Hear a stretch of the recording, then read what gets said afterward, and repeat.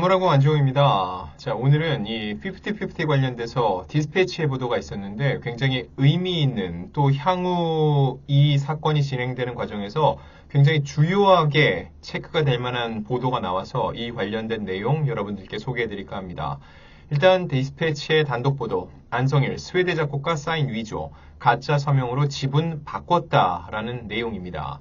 자, 이미 안성일 씨가 이 스웨덴 작곡가의 저작권을 사왔다는 거 이미 익히 알려져 있죠. 게다가 그들의 이름이 저작권 협회에 원 저작자임에도 올라가지 않다는 거에 대한 문제 제기 또한 있었습니다.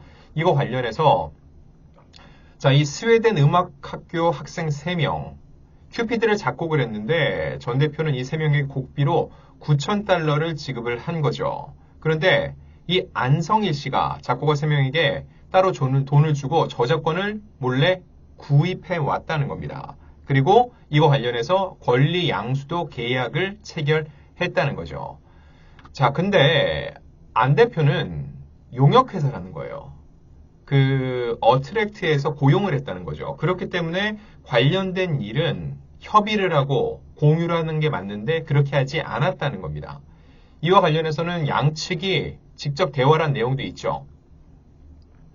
자, 외국인 작곡가 이름이 이 저작권자로 올라가지 않은 거에 대해서 안성일 대표 한 3개월 걸린다고 얘기를 했습니다. 아, 그러니까 미안하다. 내가 알아야지 답을 준다라고 얘기를 했다는 거죠. 그런데 그 지분율이 아직도 바뀌지 않았고 결국은 안성일이 큐피드의 지분 95.5%를 확보하게 됐다는 겁니다. 자, 이거에 대해서 저작권 협회에 안성일이 제출한 지분 변경 확인서를 디스패치가 입수를 했고 그거에 대한 내용을 보도한 겁니다. 일단 지난 3월 스웨덴 작곡가 3명의 지분 74.5%를 본인과 회사 앞으로 옮기는 지분 변경 확인서를 제출을 했습니다. 그러면서 지분율은 95.5%까지 늘었죠. 자, 근데 이거는 용역 계약 위반일 수 있다는 게 디스패치의 보도 내용입니다. 외주 업무 용역 계약서 2조에 따르면 더 기버스는 50-50 관련 업무를 진행할 때 어트랙트와 사전 협의 과정을 거쳐야 한다는 거죠.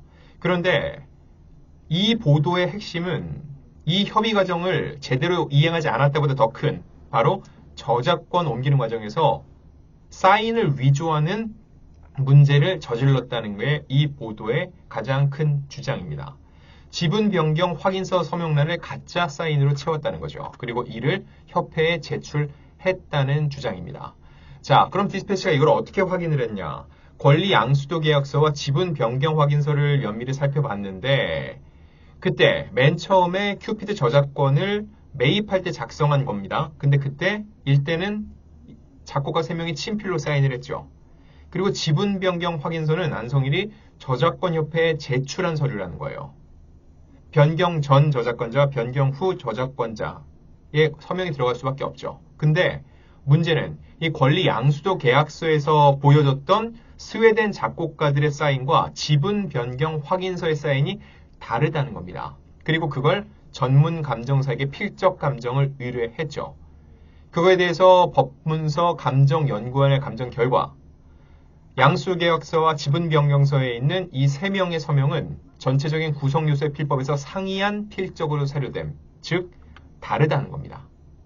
그러면서 그거에 대한 구체적으로 어떻게 다른지에 대한 내용도 쭉 적고 있는데요. 이 필적이라는 게 사실 습관이거든요. 지문과도 같아요. 그래서 우리 예전에도 유서 대필 사건이나 이런 여러 가지 있었는데 필적 감정을 하면 실제로 그 사람이 그걸 썼는지 안 했는지 어느 정도 확인이 가능하다는 거죠. 그래서 디스패치는 안성일이 최소한 2차례 사인을 위조했다고 보고 있다는 겁니다. 더 기버스 직원 김 씨 이름으로 위조 사인을 제출을 했고요. 하지만 서류가 제대로 갖춰지지 않아서 반려가 된 것으로 확인이 됐는데 그 후에 여기서 포기하지 않고 제출자를 본인으로 바꿨답니다. 그리고 2차 시도에서는 스웨덴 작곡가 사인을 가짜로 넣었고 왜 그렇게 했냐? 그거는 지분을 95.5%까지 확보하기 위함이었다는 것이 디스패치의 분석입니다. 자, 그러면 이런 일을 저질렀을 때 과연 어떤 식의 문제가 발생하게 될지도 한번 체크를 해보겠습니다. 이걸 공문서로 봤을 때는요. 공문서의 변조는 타인 명의의 문서에 변경을 가하는 것이므로 공무원이 자기 명의의 공문서에 대해 자기 자신이 변경을 가하여도 그것은 변조가 되지 아니하고 경우에 따라서는 공문서 손괴죄나 허위 공문서 작성죄가 성립을 한다는 겁니다. 이 죄는 행사의 목적이 있어야 하는 목적범으로 10년 이하의 징역에 처하고 미수범도 처벌한다는 겁니다. 근데 이게 정말 고스란히 적용이 되면은 미수가 아니죠. 실질적으로 안성일 대표는 이게 이행됐기 때문에 이 목적범 처벌도 가능하다는 겁니다. 그리고 이걸 이제 사문서로 봤을 때입니다. 사문서 위조 변조죄는 행사의 목적으로 권리 의무 또는 사실 증명에 관한 타인의 문서 또는 도화를 위조 또는 변조하는 죄인데 5년 이하의 징역 또는 1,000만 원 이하의 벌금에 처하게 된다는 겁니다. 자, 굉장히 좀 중한 처벌이라고 볼 수 있죠. 자, 이거에 대해서 이 안성일 씨가 위조 사인이 된 문서를 저작권협회에 냈는데 그 결과 자신의 지분율은 99.5% 올라갔고 스웨덴 작곡가 이름은 어떻게 돼요? 없어졌죠. 그러면은 형법 239조 제2항에 따라서 동행 사죄도 성립이 된다는 겁니다. 자, 근데 더욱더 사람들이 이 얘기를 듣고서는 화가 날 수밖에 없는 게 과연 어떤 거죠? 이 지분 관련해서 안성일 씨가 굉장히 크게 자신의 목소리를 내왔었죠. 왜냐면 이 저작권을 안성일 씨가 이런 식으로 취득을 했다고 어트랙트, 전홍준 대표가 문제 삼았을 때 지난 7월의 입장문에서 어떻게 얘기했나요?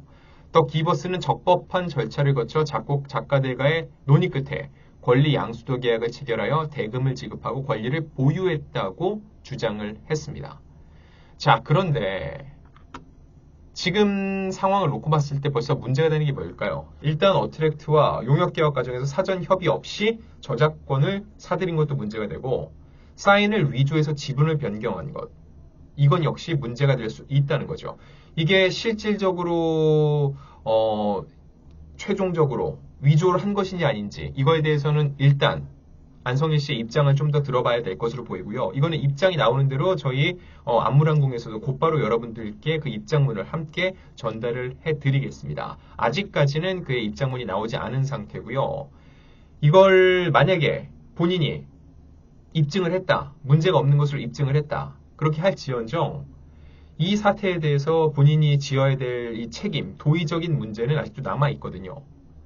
왜냐면 누가 보더라도 저작권을 본인이 사왔다 하더라도 원 저작권자는 올라가는 게 맞습니다. 이게 일반적으로 다른 저작권자, 이 작곡가들이 하는 이야기입니다. 내가 그걸 사왔어도 원래는 누가 만들었다는 걸 알아야 된다는 거죠. 권리는 내가 사올 수 있어요. 하지만 누가 만들었다는 것까지 없앨 수는 없다는 거죠. 근데 현재 저작권 협회에 보면은 안성일 씨 위주로 올라가 있다는 거죠. 기존 스웨덴 작곡가 3인의 이름은 아직까지 확인할 수 없다는 거. 본인이 정말로 정당하게 사왔고 이게 혹 위조가 아니라 사실이었다 할지언정 도의적으로 이 부분에 대해서 여전히 지어야 될 책임은 적지 않다는 겁니다.